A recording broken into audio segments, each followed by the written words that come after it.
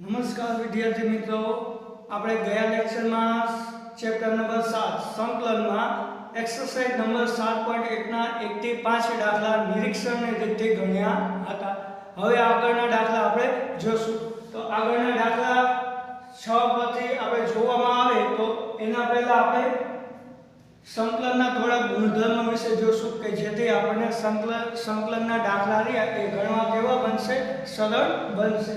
તો ગુણધર્મ શું કહેવા માંગે છે કે જો બે વિધેયનો શું આપેલો હોય, સરવાળો આપેલો હોય, બે વિધેયનો સરવાળો આપેલો હોય તો આપણે બંને વિધેયને જુદું જુદું સંકલન આપી શકીએ। એટલે કે f(x) + g(x) બે વિધેયનો સરવાળો આપેલો છે કે જેથી આપણે સરવાળાનું જુદું જુદું સંકલન આપ્યું। તો f(x) ને જુદું સંકલન આપ્યું અને g(x) ને શું આપ્યું, જુદું સંકલન આપ્યું। તો સરવાળા સ્વરૂપે કોઈ બે વિધેય આપેલા હોય તો સૌપ્રથમ આપણે બંનેને જુદું જુદું સંકલન આપી શકીએ।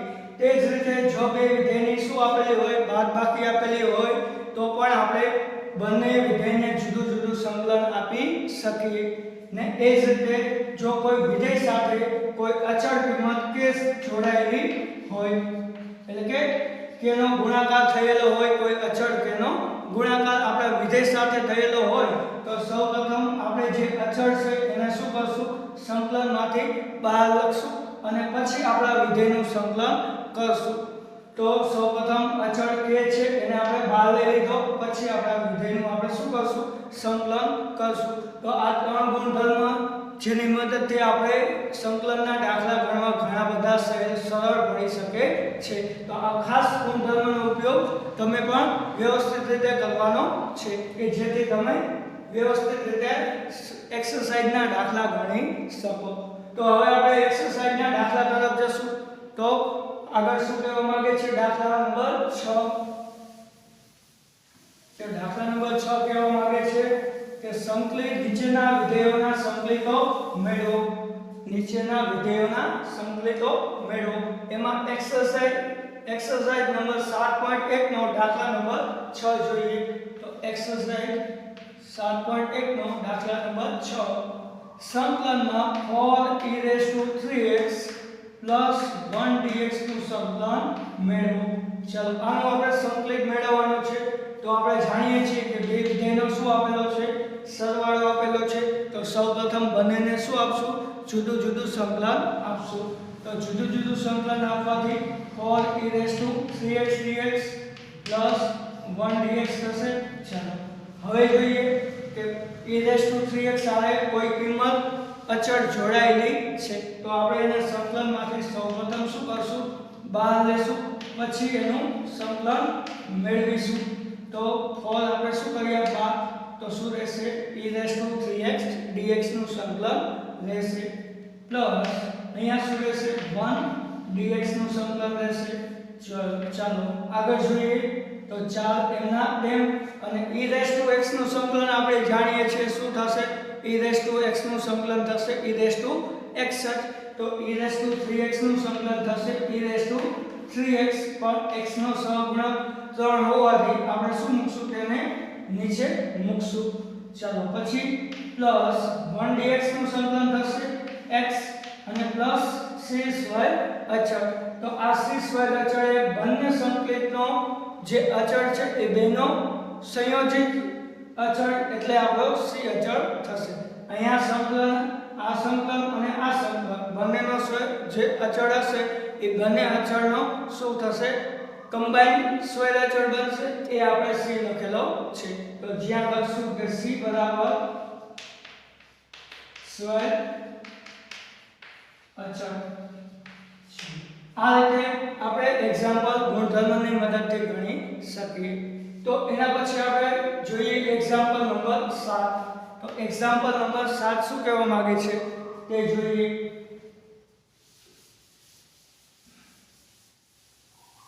ચલો એક્ઝામ્પલ નંબર 7। તો એક્ઝામ્પલ નંબર 7 છે સંકલનમાં x2 1 - 1/x2 dx। ચાલો સૌપ્રથમ આ દાખલામાં આપણે શું કરશું કે x2 ની જે x2 છે એને આપણે સૌપ્રથમ આ કૌંસ વડે શું કરશું, ગુણાકાર કરશું। જેથી આપણા ગુણધર્મ પ્રમાણે આપણું સંકલિત આપણને મળી શકે। તો સૌપ્રથમ x વર્ગનું આ કૌંસ જોડે શું કરશું ગુણાકાર કરશું। તો x વર્ગનો 1 જોડે ગુણાકાર થવાથી શું મળશે x વર્ગ માઈનસ x વર્ગનું 1/x વર્ગ વડે ગુણાકાર કરવાથી x વર્ગ શું થઈ જશે કેન્સલ થઈ જશે। તો આપણને મળશે -1 dx।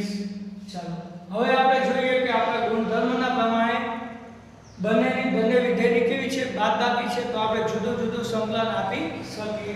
તો આપણે x વર્ગને જુદું સંકલન આપીએ અને -1 ને પણ જુદું સંકલન આપીએ। તો x વર્ગનું સંકલન થશે x³ / ઘાતમાં 1 વધારો અને જે ઘાત મળે એ નીચે -1 ને આપશું x + c² અચળ બરાબર। c² અચળ આ બંનેનું કમ્બાઈન થઈને આવેલો અચળ છે જ્યાં c બરાબર સ્ક્વેર અચળ। ચલો આ રીતે આપણો એક્ઝામ્પલ નંબર 7 થયો। હવે જોશું એક્ઝામ્પલ નંબર 8। તો એક્ઝામ્પલ નંબર 8 શું કહેવા માંગે છે તે જોઈએ। ચલો example number 8 example number 8 ax1 bx c dx નું સંકલન મેળવો। ચાલો આનું આપણે સંકલન મેળવવું છે તો સૌપ્રથમ વિધેય સરવાળા સ્વરૂપે આપેલું છે તો દરેકને આપણે જુદું જુદું સંકલન આપી દઈએ। તો શું થશે ax1 dx સંકલનમાં bx dx સંકલનમાં c dx। સૌપ્રથમ સરવાળા સ્વરૂપે વિધેય આપેલા હતા તો એને જુદું જુદું આપણે શું આપી દીધું સંકલન આપી દીધું। હવે જોશું કે જે અચળ ગુણાયેલા છે વિધેય સાથે તેને આપણે સંકલનમાંથી શું લેશું બહાર લેશું। તો અહીંયા x વર્ગ શું જોડાયેલું છે a જોડાયેલો છે તો એને આપણે બહાર લખીએ તો x1 dx નું સંકલન થશે। અહીંયા b અચળ હોવાથી b ને બહાર લખીએ તો શેનું સંકલન થશે x dx નું સંકલન થશે પ્લસ અહીંયા c અચળ હોવાથી બહાર લખીએ તો અહીંયા રહેશે 1 dx। હવે આપણે આનું સરળતાથી સંકલન મેળવી શકીએ। તો જોઈએ શું થશે સંકલન a x વર્ગનું શું થાય તો ઘાતના નિયમ પ્રમાણે થશે તો ઘાતમાં 1 વધારો અને જે ઘાત મળે એ નીચે તો x વર્ગનું થશે x³ / 3 પ્લસ b x નું થશે x વર્ગ / 2 ઘાતમાં 1 વધારો ઘાત નીચે પ્લસ c 1 dx નું થશે x અને નવો સ્ક્વેર અચળ આપણે d મૂકીશું કેમ કે c આપણે અચળ તરીકે દાખલામાં આપેલો છે તો નવો સ્ક્વેર અચળ d આપીશું તો d બરાબર સ્ક્વેર અચળ આ પ્રમાણે આપણે લખીશું। તો આ થયો આપણો એક્ઝામ્પલ નંબર 8। ચાલો એના પછી આપણે જોઈએ એક્ઝામ્પલ નંબર 9। ચલો એક્ઝામ્પલ નંબર 9 શું કહેવા માંગે છે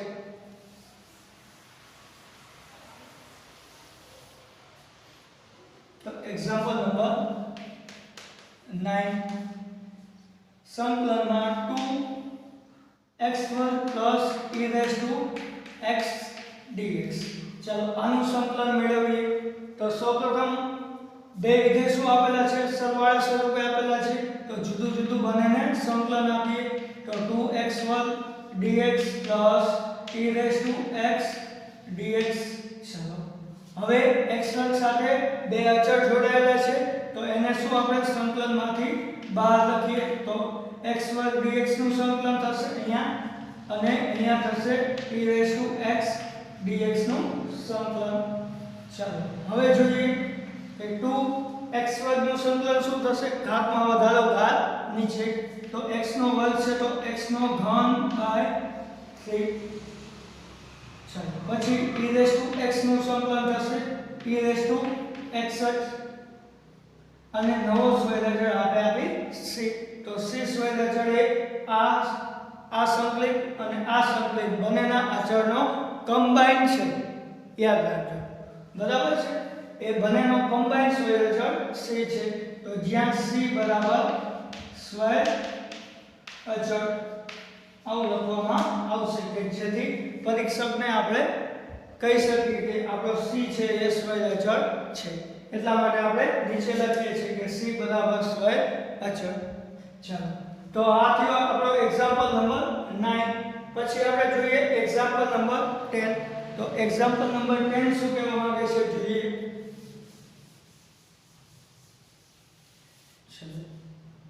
તો એક્ઝામ્પલ નંબર 10 સંકલનમાં વર્ગમૂળમાં x માઈનસ 1/વર્ગમૂળમાં x એનો સ્ક્વેર dx।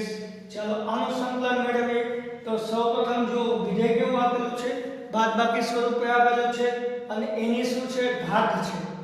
તો આપણે જાણીએ છીએ કે ઘાતનો નિયમ વપરાશે નહીં, કેમ કે ઘાતનો નિયમ વાપરવો હોય તો અહીંયા શું હોવું જોઈએ, સુરેખ પદ હોવું જોઈએ, બરાબર। x ની એક ઘાત વાળું પદ હોવું જોઈએ, જે અહીંયા નથી। તો બીજું શું વિચારી શકીએ કે a b ના સ્ક્વેર પ્રમાણે આપણે આનું સૌપ્રથમ વિસ્તરણ કરી શકીએ। તો આનું વિસ્તરણ કરશું a b નો સ્ક્વેર। તો a b નો સ્ક્વેર એટલે a square minus 2ab plus b square પ્રમાણે સૌપ્રથમ શું કરવું પડશે, આનું વિસ્તરણ કરવું પડશે। તો જોઈએ શું થશે વિસ્તરણ। તો વર્ગમૂળમાં x નો વર્ગ એટલે a સ્ક્વેર, તો વર્ગમૂળમાં x નો વર્ગ એટલે x થશે, વચ્ચે નિશાની માઈનસ છે તો માઈનસ, અને 2ab એટલે વર્ગમૂળમાં x * 1/વર્ગમૂળમાં x। તો વર્ગમૂળમાં x અને વર્ગમૂળમાં x શું થઈ જશે, કેન્સલ થઈ જશે। તો અહીંયા કિંમત આપણે શું રહેશે 2। ચાલો પ્લસ અંતિમ પર શું આવશે b સ્ક્વેર। તો b સ્ક્વેર થશે તો 1/√x નો સ્ક્વેર એટલે શું થશે 1/x dx। ચાલો અહીંયા લખી દો એટલે તમને ખબર પડે કે અહીંયા આપણે આ સૂત્રનો ઉપયોગ કર્યો। તો a b નો હોલ સ્ક્વેર એટલે a square minus 2ab plus b square. તો a સ્ક્વેર એટલે √x નો સ્ક્વેર અને b સ્ક્વેર એટલે 1/√x નો સ્ક્વેર અને માઈનસ 2ab એટલે માઈનસ 2। આ બેના ગુણાકાર થવાથી √x શું થશે, કેન્સલ થશે। ચાલો હવે આપણને શું મળ્યું, સરવાળા બાદબાકી સ્વરૂપે આપણું વિધેય મળ્યું, જે આપણે જોશું। તો એના કારણે આપણે સૌપ્રથમ આ વિધેયોને શું કરશું, જુદા જુદા સંકલિતો આપી દઈએ। તો જોઈએ જુદા જુદા સંકલિતો આપી। તો x dx માઈનસ, ચાલો બે અચળ છે એટલે બે ને આપણે બહાર લખશું। તો અહીંયા રહેશે 1 dx પ્લસ 1/x dx।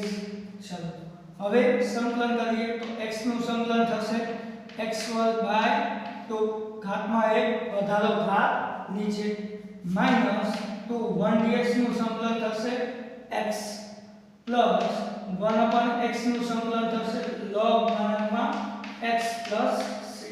તો આ રીતે આપણને આપણું સંકલિત મળશે।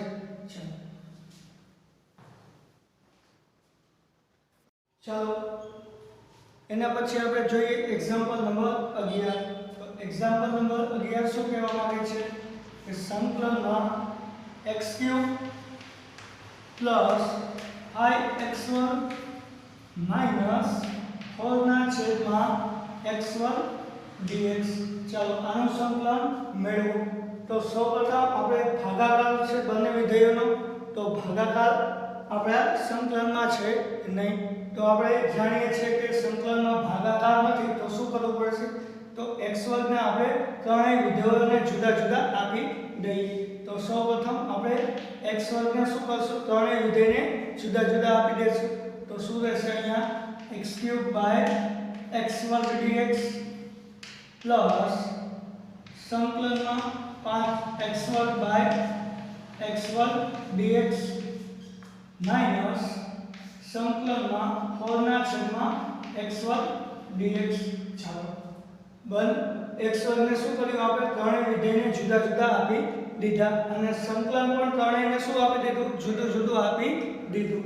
તો અહીંયા જોશું કે x³ / x² એટલે શું રહેશે, x dx રહેશે। ચાલો 3 - 2 એટલે કેટલી રહેશે, એક ઘાત રહેશે x ની પ્લસ અહીંયા x² કેન્સલ થશે તો 5 શું રહેશે અચળ। તો 5 ને આપણે બહાર લઈ લઈએ તો અહીંયા રહેશે 1 dx। ચલો અહીંયા 4 અચળ હોવાથી તેને બહાર લઈ લઈએ તો 4 x² ને આપણે ઉપર લખીએ તો x ની -2 2 ઘાત dx। ચલો હવે આપણે આનું સંકલન કરીએ તો x નું સંકલન થશે આપણું x² / 2 પ્લસ 5 1 dx નું સંકલન થશે x માઈનસ 4 x ની -2 ઘાત નું સંકલન થશે x ની -2 ઘાતમાં 1 વધારો અને જે ઘાત આવે એ નીચે, તો -2 + 1 એટલે કેટલી રહેશે -1 ઘાત અને -1 ઘાત આપણે નીચે મૂકવી પડશે અને આપણો સોય અચળ c। હવે આને થોડું વ્યવસ્થિત લખીએ તો શું થશે x² / 2 પ્લસ 5x અને માઈનસ માઈનસ શું થશે પ્લસ 4 ના છેદમાં x ની -1 ઘાત છે તો નીચે લખીએ તો શું થશે x ની 1 ઘાત પ્લસ c સ્ક્વેર અચળ। તો આ રીતે આપણે આપણો એક્ઝામ્પલ નંબર 11 ગણી શકીએ। તો x² ને સૌપ્રથમ આપણે ત્રણેય વિધેયને શું આપેલા જુદા જુદા આપ્યા, પછી ત્રણેયનું શું કર્યું જુદું જુદું સંકલન કર્યું, જેમાં જે અચળ હતા એ કિંમતો આપણે બહાર લખી અને પછી આપણા વિધેયનું આપણે શું કર્યું સંકલન મેળવ્યું। તો આ રીતે થશે આપણો એક્ઝામ્પલ નંબર 11। હવે તેના પછી આપણે જોઈએ એક્ઝામ્પલ નંબર 12। તો એક્ઝામ્પલ નંબર 12 શું કહેવા માંગે છે તે જોઈએ। ચલો તો એક્ઝામ્પલ નંબર 12 શું કહે છે, તો સંકલનમાં x³ + 3x + 4 છેદમાં વર્ગમૂળમાં x dx। ચલો અહીંયા પણ શું છે બે વિધેયનો ભાગાકાર છે, તો આપણે સૌપ્રથમ વર્ગમૂળમાં x ને દરેક પદ નીચે આપી દેશું કે જેથી આપણને સંકલન કરવું કેવું બનશે સરળ બનશે। તો સૌપ્રથમ વર્ગમૂળમાં x ને ત્રણેયને જુદું જુદું આપી દઈએ અને વર્ગમૂળમાં x એટલે x ની 1/2 ઘાત। ચાલો તો અહીંયા સંકલન જુદા જુદા આપી દઈએ તો x ઘનના છેદમાં x ની 1/2 dx। ચાલો પછી પ્લસ સંકલનમાં 3x ની છેદમાં x ની 1/2 dx પ્લસ 4 છેદમાં વર્ગમૂળમાં x એટલે કે x ની 1/2 dx। ચલો સૌપ્રથમ x ની 1/2 ઘાતને આપણે ત્રણેયને શું આપી દીધી જુદી જુદી આપી દીધી, જેથી આપણને દાખલો ગણવો સરળ બનશે। ચાલો તો અહીંયા શું થશે x ની 3 - 1/2 તો 3 - 1/2 શું થશે 2 * 6 6 માંથી 1 જશે તો 5/2 dx। ચાલો અહીંયા 3 અચળ હોવાથી બહાર લઈ લઈએ તો x ની 1 - 1/2 તો શું રહેશે x ની 1/2 dx પ્લસ અહીંયા શું રહેશે x ની 1/2 ઘાત છે ઉપર લખીએ તો શું થશે x ની -1/2 dx અને 4 અચળ આપણે શું કરી લીધા બહાર લઈ લીધા। ચાલો હવે આનું સંકલન મેળવીએ તો શું થશે x ની 5/2 માં +1 એડ કરીએ તો શું થશે ઘાતના નિયમ પ્રમાણે તો x ની થશે 7/2 છેદમાં શું મૂકવું પડશે જે ઘાત મળી હશે તે, તો 7/2 ભાગ્યા 7/2 પ્લસ 3x ની 1/2 ઘાતનું સંકલન શું થશે તો ઘાતમાં એક વધારો તો x ની કેટલી થશે 3/2 ઘાત અને જે ઘાત મળે છે આપણે શું લખશું નીચે લખશું। ચલો પછી પ્લસ 4x ની -1/2 ઘાતનું સંકલન શું થશે તો ઘાતમાં એક વધારો એમાં પણ ઘાત નીચે, તો x ની -1/2 + 1 એટલે આપણને મળશે 1/2 છેદમાં પણ 1/2 પ્લસ c। ચલો હવે આપણે આને સરળ સ્વરૂપે લખીએ તો શું થશે બે ઉપર લખીએ તો 2/7 x ની 7/2 પ્લસ 3 * 6/3 x ની 3/2 પ્લસ 4 * 8 x ની 1/2 પ્લસ c। તો આ શું થશે આપણા એક્ઝામ્પલ નંબર 12 નો આન્સર થશે। તો આ રીતે આપણે સરળતા ખાતર વર્ગમૂળમાં x ને શું આપી દીધા દરેક વિધેયને જુદા જુદા આપી દીધા, પછી દરેકને સંકલન પણ જુદું જુદું આપી દીધું, પછી સોય અચળ આપણા બહાર લીધા અને પછી આપણા વિધેયનું સરળતાથી આપણે શું કર્યું સંકલન મેળવ્યું। તો આ રીતે આપણે એક્ઝામ્પલ નંબર 12 ગણશું। તેના પછી આપણે જોશું એક્ઝામ્પલ નંબર 13। તો એક્ઝામ્પલ નંબર 13 શું કહેવા માંગે છે તો જોઈએ એક્ઝામ્પલ નંબર 13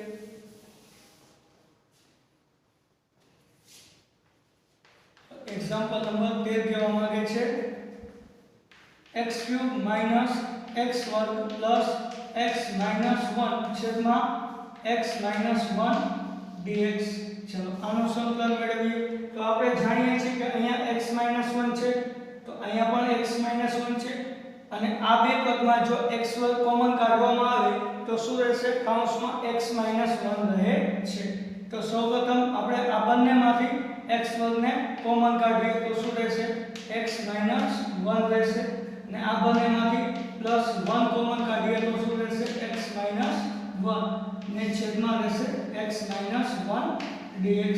ચલો હવે આપણે બંનેને શું આપશું જુદું જુદું સંકલન આપશું તો જુદા જુદા સંકલન આપવાથી અહીંયા શું રહેશે x - 1 ભાગ્યા x - 1 એટલે x² રહેશે બંને શું થઈ જશે કેન્સલ અહીંયા પણ x - 1 શું થશે કેન્સલ થશે તો શું રહેશે +1 dx।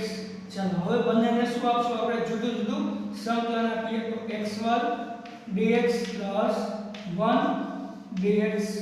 ચાલો x² નું થશે ઘાતમાં વધારો ઘાત નીચે +1 dx નું થશે x + c આપણો સ્વય અચળ જ્યાં c સ્વય અચળ થશે।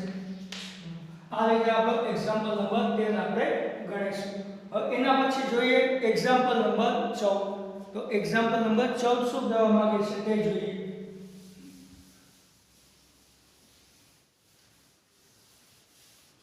ચલો એક્ઝામ્પલ નંબર 14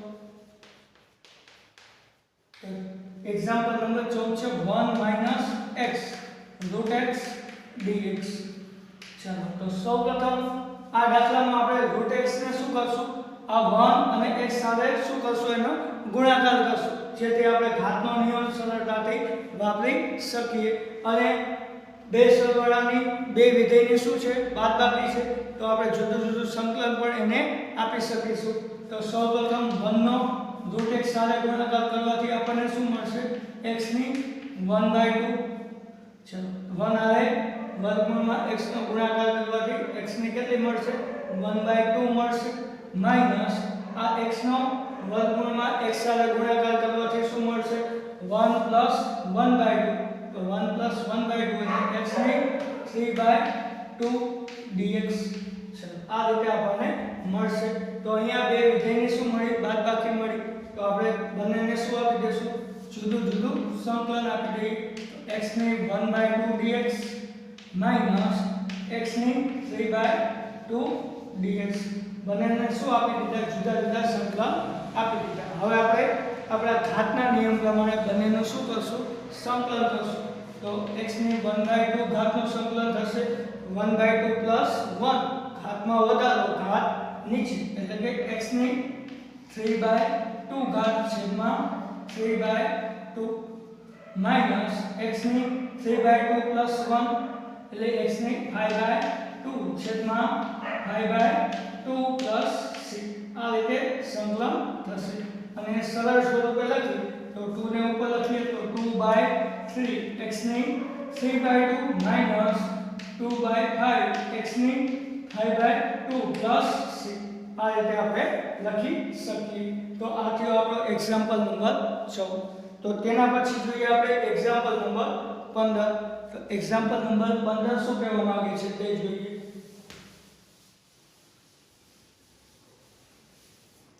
ચલો एग्जांपल नंबर 15 ચલો વર્ગમૂળમાં x કૌંસમાં 3x² + 2x + 3 dx। ચલો આનું સંકલન મેળવો તો સૌપ્રથમ આગળના દાખલા પ્રમાણે જ આપણે શું કરશું વર્ગમૂળમાં x ને આ આપણા કૌંસ સાથે શું કરશું ગુણાકાર કરશું જેથી આપણે જુદું જુદું સરવાળા સ્વરૂપે દરેકને સંકલિત આપી શકીએ। તો સૌપ્રથમ વર્ગમૂળમાં x નો 3x સાથે ગુણાકાર કરશું તો શું મળશે આપણને 3x 2 + 1/2 2 + 1/2 એટલે આપણને શું મળશે 5/2 ચાલો 2 + 1/2 ઘાત તો આપણને મળશે 5/2 પ્લસ 2x ની 1 છે અને અહીંયા 1/2 ઘાત છે બેનો સરવાળો કરશે તો ઘાતમાં શું રહેશે x ની 1 + 1/2 એટલે 3/2 ચાલો એના પછી પ્લસ 3 નો √x સાથે ગુણાકાર થશે તો શું રહેશે 3x ની 1/2 dx ચાલો હવે સરવાળા સ્વરૂપે ત્રણે વિધેય આપેલા છે તો આપણે એને જુદા જુદા શું આપશું સંકલન આપશું અને અચળ કિંમત આપણે બહાર લઈશું તો 3 બાર x ની 5/2 dx પ્લસ 2 બાર x ની 3/2 dx